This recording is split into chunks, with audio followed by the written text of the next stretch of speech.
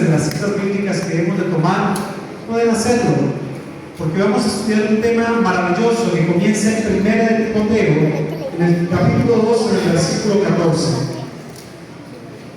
Y este tema nos va a ayudar mucho a comprender por qué, el porqué de la iglesia adventista del séptimo día. 1 de Timoteo capítulo 3 versículo 14, Pablo le habla a Timoteo y Pablo le dice a Timoteo: esto te escribo, aunque tengo la esperanza de ir pronto a ver, le dice Pablo a Timoteo.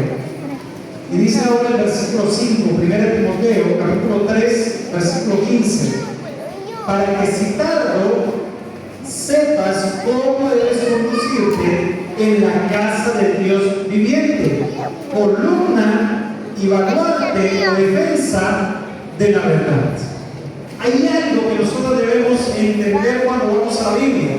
Hoy en día hay corrientes filosóficas cristianas que nos hacen creer a nosotros que no necesitamos congregarnos para alabar a Dios. Y cada día, después de la pandemia, fue aún más común que después de la pandemia muchas personas dijesen: yo me puedo quedar en la casa, y en la casa yo canto, y en la casa yo oro, y con buscar de Dios en mi hogar, y ya es suficiente. ¿Yo para qué me congrego? Además, ¿yo para qué voy a la iglesia? ¿Para que me miren feo? ¿Para que me juzguen? ¿Para que alguien mire si me abrí o no me abrí una oreja con un arete o me pinté un tatuaje? ¿Para qué voy a la iglesia? ¿Para que me miren si la falda es larga, que mis uñas están pintadas? Yo mejor por allá no voy. Y tal vez puede llegar a sonar como interesante ese concepto, pero cuando yo voy a la Biblia me enseña algo diferente. Cuando yo voy a la Biblia me dice que la cultura de nuestro Señor Jesucristo, aunque hacía milagros el día sábado, su costumbre era ir a la sinagoga y estudiar la palabra, era ir al templo y conectarse con su Padre Dios. Cuando yo voy a la Biblia me dice que hay un pueblo de Dios en la tierra, así lo dice la Biblia, la iglesia del Dios viviente. Y la iglesia del Dios viviente tiene un propósito especial. ¿Para qué debe existir un pueblo o una iglesia dado por Dios en esta tierra? ¿Para qué? ¿Para qué debe existir esa iglesia? Dice la Biblia, lo que acabamos de leer: la iglesia del Dios viviente debe servir de columna, ¿y qué más, hermanos? Y defensa ¿de qué? ¿De qué, hermanos? De la verdad. ¿No les parece interesante? La iglesia de Dios en la tierra, ¿para qué está? La iglesia de Dios en la tierra debe existir con un propósito especial: servir de columna. ¿Y para qué sirven las columnas en una edificación, hermanos? Si esta iglesia no tuviese columnas, ¿nos sentiríamos seguros? Hace poco, ya hace mucho, en un hogar donde en un momento viví, esa casa pertenecía a la asociación, una pared se agrietó por un temblor que hubo. Así que el maestro dijo: bueno, vamos a ir a explorar dónde están las columnas para volver a amarrar otra vez las paredes. Y comenzaron a buscar dónde se encontraban esas casas antiguas que hacían en los pueblos, y llegaron a la conclusión que toda la casa no tenía columnas, solamente los ladrillitos entrelazados entre ellos. Y al golpearse la pared, uno se acercaba a la pared y uno la tocaba con la mano, y la pared se movía hacia adelante y hacia atrás con la mano. ¿Qué es eso? Lo peligroso que era eso. La iglesia del Dios viviente tiene un propósito. La iglesia de Dios en la tierra no está para consentir personas, ni para atraer muchedumbres, ni para simplemente tratar bien o estar acarnizando a una persona. No. La iglesia de Dios en la tierra debe servir como columna y como defensa de la verdad. Ahora viene una gran pregunta: ¿qué es la verdad? ¿Ustedes creen que la iglesia adventista del séptimo día cree la verdad? Lo mismo dicen los católicos, lo mismo dice la Asamblea de Dios, lo mismo dicen los pentecostales, lo mismo dice el movimiento misionero mundial. Entonces, ¿qué es lo que marca la diferencia si todos decimos tener la verdad? Lo único que nos puede asegurar a nosotros, y lo único que nos puede traer confianza de que la iglesia adventista está en la verdad, es que podamos demostrarlo a través, o leerlo, o estudiarlo a través de uno. Escrito está. Primer principio teológico de qué es la verdad. Y cuando yo voy a la Biblia a entender qué es la verdad, debo ir a Juan capítulo 14, versículo 6. Evangelio según San Juan capítulo 14, versículo 6. Disculpen que deba leerlo rápidamente por el tiempo. ya es bastante corto. Dice Juan 14:6, Jesús dijo, el mismo Señor Jesús va a hablar, y él dijo, yo soy el camino, yo soy la verdad, ¿qué más, hermanos? Y yo soy la vida. Nadie viene al Padre si no es por mí. Primer concepto, primer principio teológico de qué es la verdad. Y si yo les pregunto a ustedes qué es la verdad, según la Biblia, el primer principio teológico, ¿qué es la verdad, hermanos? Cristo Jesús. Eso quiere decir que cada vez que un predicador se para en el altar, debe exaltar a Cristo Jesús y debe hablar de Cristo Jesús. Yo puedo pararme aquí a tener una semana de familia, pero si yo me paro aquí a tener una semana de familia y no hablo de Cristo, pues no estoy haciendo lo que tengo que hacer, porque todo debe conducirme a Cristo, porque Cristo es el único que puede conducirme al Padre. Jesús dijo, yo soy el camino, la verdad y la vida. Nadie va al Padre si no es a través de mí. Por eso, la Iglesia Adventista del Séptimo Día no se basa en nosotros los pastores. Nosotros somos personas de paso, que nos equivocamos, que cometemos errores.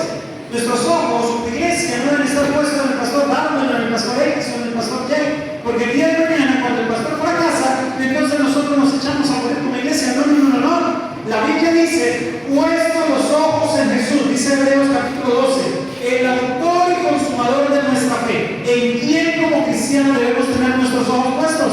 En Cristo Jesús. ¿Por qué en Cristo? Porque Cristo dijo, yo soy la verdad y yo os conduzco al Padre. Eso es muy interesante que nosotros lo vamos a aprender y grabar en nuestra mente. Y si el día de mañana alguien me pregunta, ¿y quién dirige su iglesia? Cristo Jesús dirige nuestra iglesia. Así como Cristo dirigió al pueblo en el desierto, así como Cristo dirigió a Josué, hoy en día es Cristo el que dirige la Iglesia Adventista del Séptimo Día. Pero, pastor, ¿y el Padre? ¿Será que el Padre también es la verdad? ¿Será que yo puedo creer en el Hijo y no creer en el Padre? ¿O puedo creer en el Padre y rechazar al Hijo? ¿Qué creen ustedes, hermanos queridos? La Biblia dice en 1 de Juan capítulo 2, versículo 22 y 23. Primera de Juan, capítulo 2, versículo 22 y 23. Dice de la siguiente manera: ¿quién es el mentiroso? ¿Qué es lo opuesto a la verdad? La mentira. La Biblia dice que la iglesia de Dios es la iglesia que tiene la verdad. Ahora vamos a mirar quién promueve la mentira. Escuchen esto con detalle. ¿Quién es el mentiroso? Sino el que niega que Jesús es el Cristo. Este es el anticristo, pues niega al Padre y niega al Hijo. Escuchen el versículo 23. Todo aquel que niega al Hijo tampoco tiene al Padre, y el que confiesa al Hijo también tiene al Padre. ¿Me encontraron en la Biblia? Yo puedo decir que creo en el Hijo y desecho al Padre y salvarme. ¿Qué creen ustedes? No. Yo puedo decir que creo en el Padre y desecho al Hijo y me voy a salvar con creer solo en el Padre. No, porque la Biblia dice que si yo creo en el Hijo, yo debo creer en el Padre, y si yo niego al Hijo, también estoy negando al Padre. Por eso, cada vez que alguien me diga, ustedes tienen la verdad, sí, porque creemos en Dios Padre, creemos en Dios Hijo, pero falta alguien más. ¿Y será que el Espíritu Santo también es la verdad? Y usted me preguntará, pastor, ¿es necesario decir que Dios Padre y Dios Hijo, es necesario predicar de la existencia de Dios Padre, Dios Hijo y Dios Espíritu Santo? Ay, hermanos, deben decirles que hoy en día hay iglesias cristianas que no creen en Cristo. ¿Ustedes sabían eso? ¿Sabían o no sabían eso? Hay iglesias con la cruz en la entrada y toda la cosa. Y cuando uno le va a preguntar por Cristo, dice, fue un buen hombre, fue un profeta, fue una persona influyente, fue una persona importante. No, eso no es Dios.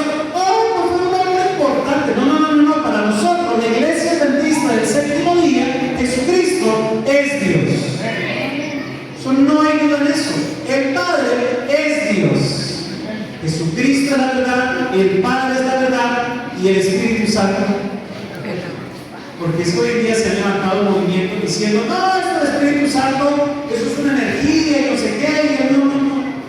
¿Qué es el Espíritu Santo? La Biblia dice, Juan capítulo 16, versículo 12.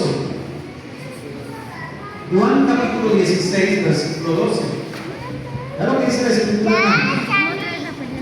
Juan capítulo 16, versículo 12, dice, Jesús va a hablar y Jesús dice, aún tengo muchas cosas que deciros, pero ahora no las podéis sobrellevar. Jesús está hablando a sus discípulos, dice, yo les quiero contar mucho, pero ustedes no tienen la capacidad de entenderlo todo. Y ahora le dice en el versículo 13, pero cuando venga el Espíritu de ¿qué? ¿Qué dice la Biblia? ¿Cómo le llama Jesús al Espíritu Santo?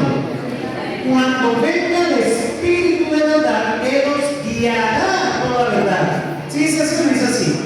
Porque no hablará por su propia cuenta, sino que hablará todo lo que oiga, y os hará saber todas las cosas que habrán de venir. Él me glorificará, porque tomará de lo mío y os lo hará saber. Todo lo que tiene el Padre es mío. Por eso dije que tomará de lo mío y os lo hará saber. Pregunta, ¿qué es la verdad entonces?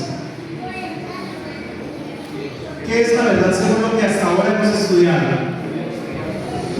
Dios Padre, ¿podemos decir que Dios Padre es la verdad? Dios Hijo es la verdad. ¿Y cómo le llama Jesús al Espíritu Santo? Espíritu de verdad. Entonces, cuando alguien le pregunte a usted, y en su iglesia predican la verdad, usted pregúntese, en mi iglesia hablan del Padre, del Hijo y del Espíritu Santo, y si algún día usted va a salir de la iglesia adventista y se va a enterar cualquier otra denominación, cualquier otra, casa sobre la roca o pentecostal, la que sea, usted lo primero que debe llegar es preguntar al pastor, ¿ustedes creen en Dios Padre, en Dios Hijo y en Dios Espíritu Santo? Y si el pastor le dice que sí, coloque medio pie adentro. Porque vamos a explicar el tema. No se va a meter todavía, debe que pongan las manos y que lo boten al suelo. Pero se le ha preguntado si creen en Dios Padre y Espíritu Santo. Porque si no creen en eso, ni se asomen. Y se le vaya a ocurrir entrar. Porque la Biblia dice que muchos se levantarán en el nombre de Cristo diciendo yo soy el Cristo, y a muchos se engañarán. Y hoy en día hay personas que no siguen a Cristo, sino siguen a pastores. ¿Y cuál ha sido el error más grande de la religión cristiana? Que colocan sus ojos en un pastor que habla bonito y que es medio simpático. Ay, no, este pastor fulano de tal, ese pastor, eso es como muy especial. Sí, está bien que nos queramos los unos a los otros. Yo aprecio a mis hermanos me quieren a mí también. Pero otra cosa es que yo adule a otra persona, a otro ser humano, y que yo vea por los ojos de ese otro ser humano, y eso está mal. Segundo pilar, ¿qué más es la verdad? Juan capítulo 17, versículo 17. Evangelio según San Juan 17, 17. Dice la palabra de Dios: santifícalos en tu verdad. ¿Qué, hermanos? ¿Qué más es la verdad? Palabra. Primer pilar, ¿qué es la verdad? Primero, ¿qué era la verdad? Primero, Dios Padre, Dios Hijo y Dios Espíritu Santo. Resumiríamos nosotros diciendo Dios es la verdad. Pero lo menciono a los tres para que no haya duda. Dios Padre, Dios Hijo y Dios Espíritu Santo. Segundo pilar, ¿qué más dice la Biblia que es la verdad? La palabra de Dios. La palabra de Dios es verdad. Usted quiere ir a un lugar para que le hablen de Jesús, que le hablen la Biblia y que le hablen de Jesús. Usted quiere un lugar que le ayuden con el hogar, con la vida, con la salud, con sus hijos, con lo que necesita usted en su vida. Hay un lugar donde le hablen la Biblia y le toquen el tema espiritual. Porque es que hoy en día hay muchas denominaciones que hablan muy bonito, pero no utilizan la Biblia. Y es más, hay algo más peligroso que eso. Y es que hay muchas denominaciones que cuando van a predicar, no predican con toda la escritura. Yo les pregunto a ustedes, ¿qué porción de la Biblia es la verdad? Toda. ¿Será que solamente los 4 evangelios, Mateo, Marcos, Lucas y Juan? ¿Será que el Apocalipsis también es la verdad? Amén. ¿Y los salmos? ¿Ustedes han escuchado ese salmo que dice, Jehová es mi pastor y nada me faltará? Amén. ¿Ustedes creen que eso es la verdad? Pero ¿dónde dice la Biblia? ¿Qué porción de la Biblia es la verdad? Porque es que hay algunas personas que uno le va a leer del Éxodo, hay muchos cristianos que uno le dice, mira, es que el Éxodo tiene los 10 mandamientos, y aquí dice, acuérdate del sábado. Ah, no, eso ya fue abolido. Eso ya no hay que estudiarlo. ¿Cómo así? O sea que no toda la Biblia es la verdad, o toda la Biblia es la verdad. ¿Qué creen ustedes? Toda la Biblia es la verdad. Segunda de Timoteo, capítulo 3, versículos 16 y 17. Segunda de Timoteo, capítulo 3, versículos 16 y 17. Me encanta esta cita bíblica, porque dice segunda de Timoteo 3, 16 y 17. Toda la escritura es inspirada por Dios y es útil para enseñar, para redarguir, para corregir y para instruir en justicia, a fin que el hombre de Dios sea perfecto e enteramente preparado. ¿Para qué, hermanos? Para toda buena obra. Les pregunto, ¿qué es la verdad? Primero, ¿qué es la verdad? Dios, Padre, Hijo y Espíritu Santo. Segundo, ¿qué más es la verdad? La palabra de Dios, la Biblia. ¿Qué porción de la Biblia es la verdad? Toda la escritura es la verdad. Toda la escritura es inspirada por Dios. No hay nada que esté registrado en la Biblia que haya sido un accidente que quede registrado. No, todo es inspirado por Dios y todo me sirve para, dice la Biblia, que es útil para enseñar, pero también es útil para redarguir, pero también es útil, escuchen, para corregir. Y es ahí donde el mundo cristiano no quiere. Porque no es fácil pararse uno ante los hermanos y decirle, hermano, está mal que comemos alcohol y se emborrachen, está mal que lo hagan. Hoy en día, en muchas denominaciones donde no quieren llamar al pecado por su nombre, el pecado, hoy en día hay un mayor interés en tener más reunidas en vez de compartir lo que es correcto de la palabra de Dios. La iglesia adventista del séptimo día debe caracterizarse. Tal vez no seamos la iglesia que tiene el mejor aire acondicionado en sus paredes, y tal vez no seamos una iglesia que reúne 400 personas en Agua Azul o 600 personas en Agua Azul, pero sí debemos cumplir el llamado al cual Dios nos ha hecho como congregación: predicar la verdad a Dios Padre, Hijo y Espíritu Santo, predicar a través de la Biblia. Y ahora viene el tercer pilar de qué más es la verdad. Yo les preguntaba que si creían ustedes en los salmos. Ustedes me decían que sí, ¿cierto? Ustedes creen en los salmos. Salmo 91, ¿no? El que habita el abrigo del Altísimo morará bajo la sombra del Omnipotente. El Salmo 92, no eres alabarte, oh Jehová, y cantar salmos a tu nombre, oh Altísimo. Pero yo quiero que vayamos a un salmo muy especial, el Salmo 119. Vayan por favor al Salmo 119. Y vamos a descubrir el tercer pilar de qué es la verdad. Salmo 119, 142, versículo 142. Salmo 119, 142.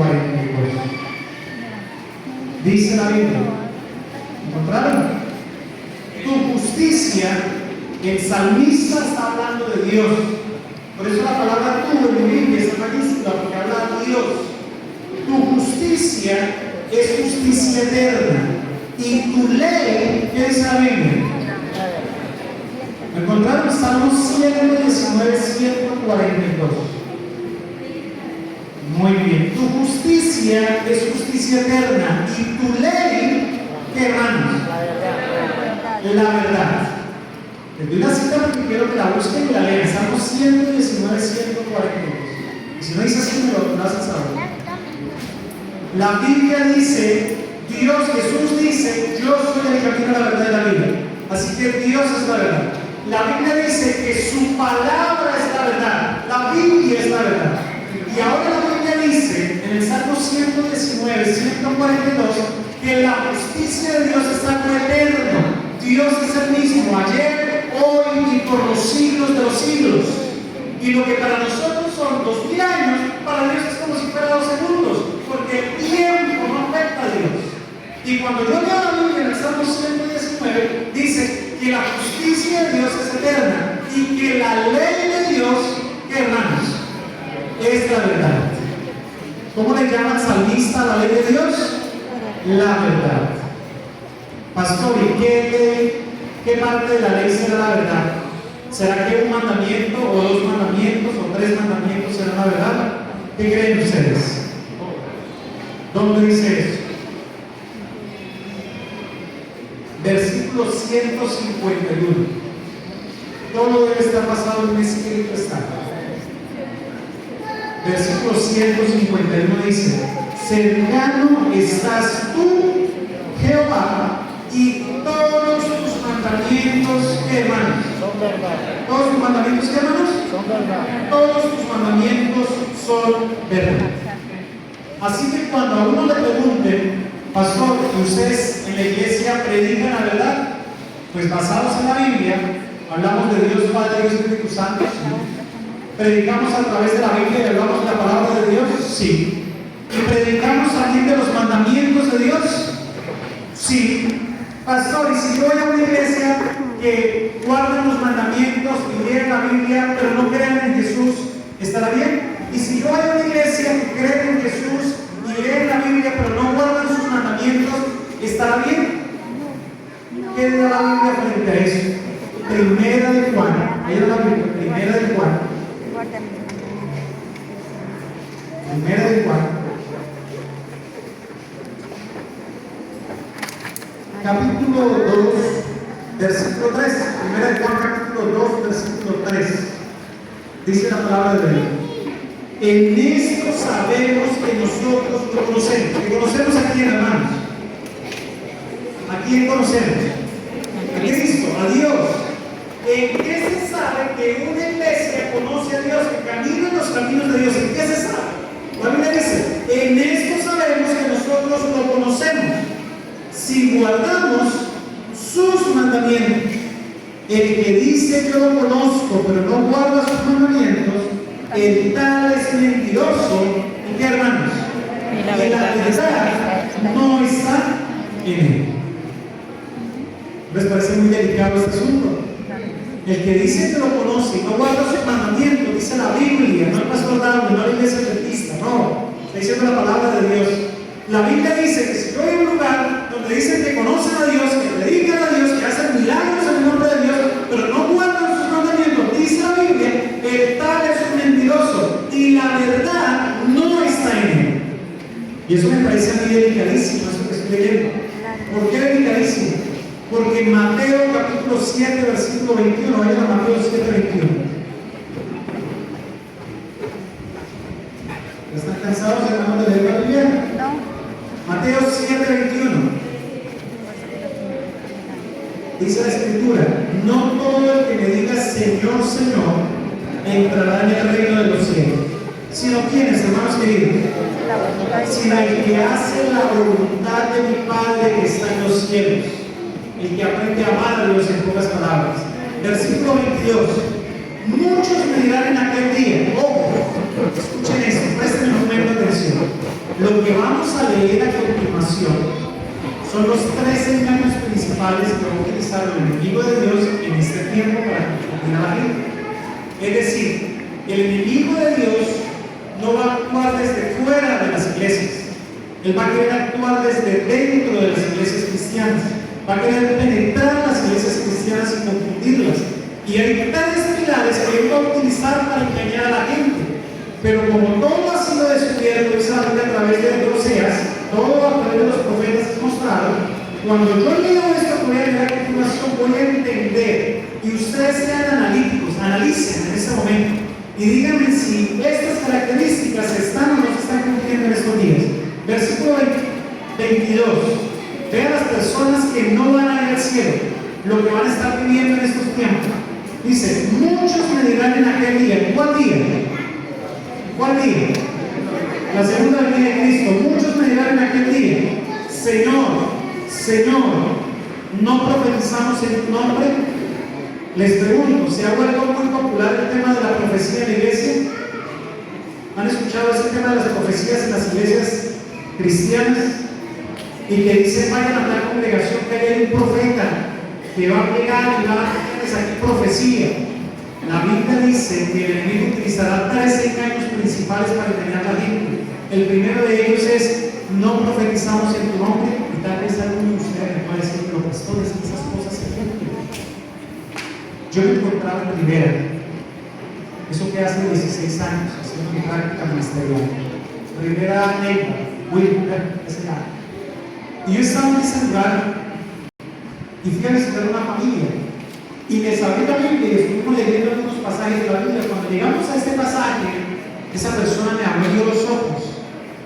Dijo, pastor, no sé la profecía, hay que tener cuidado con eso que hablan de las profecías. Y decía, claro, hay que tener mucho cuidado si la profecía viene de Dios o no viene de Dios. Y esa persona me contaba su experiencia y me decía, pastor, es que yo fui a una iglesia cristiana donde yo entraba y cerraba las puertas. Y comenzaban las personas a gritar y a hablar en lenguas, no podía les explico qué es eso. Y después de que estaban hablando en lenguas, un día alguien se me acercó y me dijo: usted se va a ganar el chance. Es una profecía que tengo. ¿Saben qué es un chance? Una lotería, una rifa, una chance. Puede pasar, eso. Usted se va a ganar el chance, le dijeron a esa persona. Usted tiene que jugar el número este y este. No va a decir ningún número si usted está. Hasta quedan pensando más en el número que en el sermón. No es porque no voy a dar chance. Pero debe jugar este y este número. Pero para que se gane el chance, durante 4 domingos tiene que traer a este lugar cada domingo de a los 5,000 pesos a la iglesia. Y en el último domingo usted se va a ganar el chance. Y yo que le pregunté: ¿usted qué hizo? ¿Quieren saber qué hizo? Claro que te voy a contar. Pues ¿qué hizo? Pues yo fui el primer domingo y llevé los 200 pesos. Y fui al segundo domingo y llevé los 200 pesos. ¿De acuerdo? Fui al tercer domingo y llevé los 200,000 pesos. Y alguien me dijo: usted lo van a robar, usted no tiene que jugar el chance, eso lo van a robar allá en esa iglesia, le van a robar. Escuchen esto que le voy diciendo, porque es que el diablo tiene poder. Sí, son conscientes de lo que acabo de decirles. El diablo tiene poder. Y entonces, ¿qué hizo? El dijo: no, pues alguien me dijo que no llevara más tarde, y yo el cuarto domingo no llevé dinero. Pero salí de la iglesia y me fui a jugar en casa. Y yo aposté los 3 números. ¿Y qué le pasó? Me faltó un número para haber ganado chance.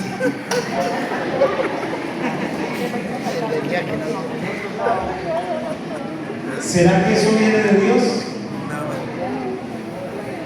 ¿Sabe que usted puede llegar a ser bendecido? Pero usted tiene que preguntarse: yo a mí quiero que me bendiga. ¿Que me bendiga Dios? Porque usted puede recibir muchas bendiciones en muchos lugares. Hay personas que hacen cosas propias para recibir bendiciones.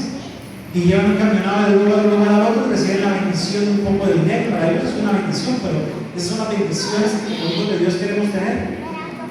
La Biblia dice que al final de los tiempos, muchos, dice la Biblia, profetizarán en el nombre de Cristo.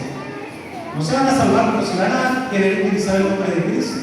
No es el nombre del diablo, es el nombre de Cristo que van a querer utilizar. Y escuchen el segundo engaño que van a emplear. Dice: y en tu nombre no echamos fuera demonios. Interesante. ¿No se han dado cuenta que hoy en día las iglesias cristianas hablan mucho de la palabra liberaciones? Ustedes van a la iglesia y dicen: venga, que lo voy a liberar de la pobreza, y lo vamos a liberar de tal cosa, y lo vamos a liberar de marido, y lo vamos a liberar. Son prácticas, entre comillas, que ellos hacen queriendo expulsar espíritus de su vida. Pero eso no es bíblico. Y tercero y último aspecto en el cual vendrá el engaño: y en tu nombre no hicimos muchos milagros. ¿Se han dado cuenta que las iglesias muchas están centradas en el tema de los milagros? Y tienen hasta días de culto para milagros, miércoles de milagros. Hay iglesias que tienen un letrero y dice allá: jueves de milagros. Hermanos queridos, nosotros no podemos hacer que Dios haga algo que Él no quiere hacer. Nosotros podemos orar por algo que ocurre, podemos interceder por alguna situación que queremos que el Señor pueda interceder, pero no podemos nosotros hacer algo que Dios no quiera que haga. Por eso, si Dios llama a una persona a la muerte a través de una enfermedad, yo puedo orar por esa persona. La oración del justo puede. Y hemos visto personas desahuciadas que siguen viviendo después de 15 años más, y los médicos no entienden ni cómo están vivos, porque finalmente la vida le pertenece a Dios. Pero también hemos visto personas que rápidamente alguna enfermedad les achaca y mueren prontamente. Y cuando yo veo eso, no podemos intervenir nosotros a la voluntad de Dios. Podemos orar sí, pero no puedo ordenarle a Dios ni al Espíritu Santo que haga algo que Él no quiere. Y estas iglesias muchas veces reúnen a las personas y le ordenan en el nombre de Dios que hagan cosas, y eso no es bíblico, no cómo hacerlo. La Biblia dice que tengamos cuidado en estos tiempos. Porque muchas congregaciones dirán tener la verdad, pero estarán realmente alejados en el error. Por eso en esta hora, qué bonito poder hacer una invitación, hermanos queridos. Qué bonito poder hacer una invitación de caminar a la luz de la palabra de Dios. Amén. Como iglesia que somos, necesitamos volver otra vez a nuestros pilares, a nuestros orígenes. Necesitamos volver otra vez a la razón de ser, al llamado que Dios nos hizo como iglesia adventista del séptimo día. Y ese llamado es hacer columnas y defensas de la verdad. No sintamos temor de hablar del Padre, del Hijo y del Espíritu Santo. No sintamos temor de predicar a través de la palabra de Dios. Y no sintamos temor de guardar sus mandamientos. Y a pesar de que no entendamos del todo, pero ¿por qué debo guardar los mandamientos de Dios? Entendamos siempre que cuando soy obediente a Dios, cuando leo su palabra y cuando creo en su nombre, estaré asegurando mi salvación. Y yo estoy seguro que muchos de los que estamos en este lugar, si hay algo que tenemos en nuestro corazón es el deseo de salvarnos. ¿Usted le gustaría salvarse, hermano querido? No hay nada que no sepamos que debamos de hacer para alcanzar la vida eterna. No hay nada que haya quedado oculto que yo no sepa qué debo hacer para salvarme.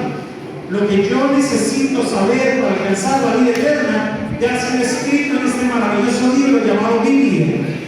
Lo que yo necesito de hacer, de los cambios que necesito hacer en mi vida, ya está aquí escrito. Yo debo seguir ese principio para poder alcanzar la vida eterna. Y algún día aparecerá una pequeña nube blanca en los cielos. Y cuando esa nube blanca aparezca en los cielos, será la venida de Cristo Jesús. Vendrá acompañado de millares de ángeles. Y cuando le veamos descender, quienes estemos con vida o estén con vida, levantaremos nuestros brazos al cielo y diremos: tú eres nuestro Dios, te hemos esperado y tú nos salvarás. Por eso quisiera hablar con la iglesia en esta hora. ¿Habrá alguien en esta hora que aún no ha entregado su vida a Cristo Jesús?